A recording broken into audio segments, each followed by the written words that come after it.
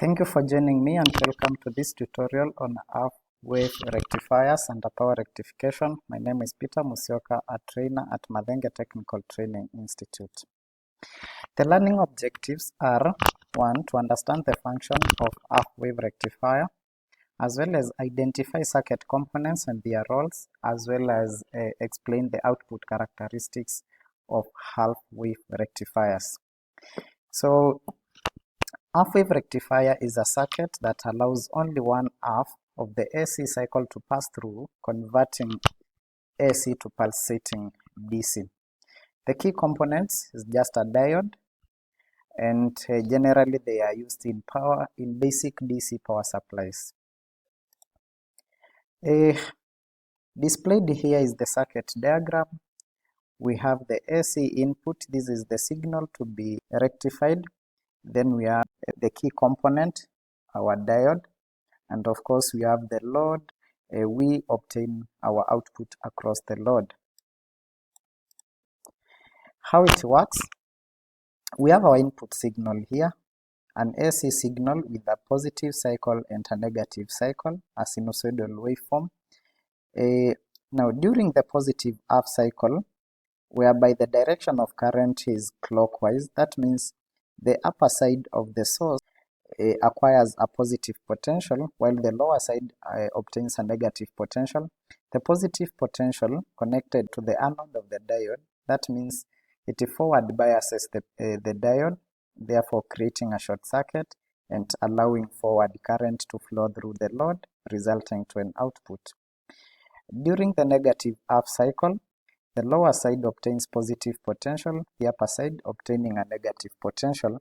This negative potential is reverse biasing our PN junction diode, or simply our diode, and therefore the diode behaves as an open circuit, or in other words, it blocks the current, and therefore it means we have zero current through the load or through our resistor here. A zero current means a zero output or zero voltage across the load, and therefore from what we can see here, during the negative half cycle, we have a zero output. The output waveform shows a pulsating DC waveform, and output is only during the positive half cycle. Advantages: 1. From what we see in our circuit, apart from our AC signal that we are feeding in and the load that we intend to drive, we only have our diode as the key component, and therefore it makes it cheap and even easy to make. So it is simple, it is of low cost. Disadvantage: we have high ripple. What that means, we remember a DC voltage or a DC signal is supposed to be a constant of constant magnitude, that is of a constant voltage. But what we can see here is that despite our current flowing in only one direction, clockwise, but the voltage, the magnitude of the voltage is changing as the behavior of an AC signal, which we know varies or changes from 0 to a peak and back to 0. So despite this being a DC, has high ripple. That is where we can see it has some of the characteristics of an AC signal. Practical application: they are used in a circuit that require power rectification. But generally for the half-wave rectifier, they are used in low power devices.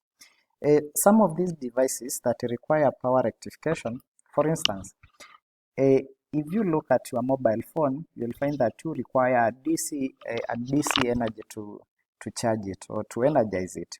However, what we are provided with by our power provider is an AC signal, and therefore you will need a mechanism to convert that AC signal into a DC signal, and that is where the wave rectifier circuits comes in. Finally, we have a mastery check quiz. For instance, what happens during the negative half cycle? State 1, disadvantage of half-wave rectifier.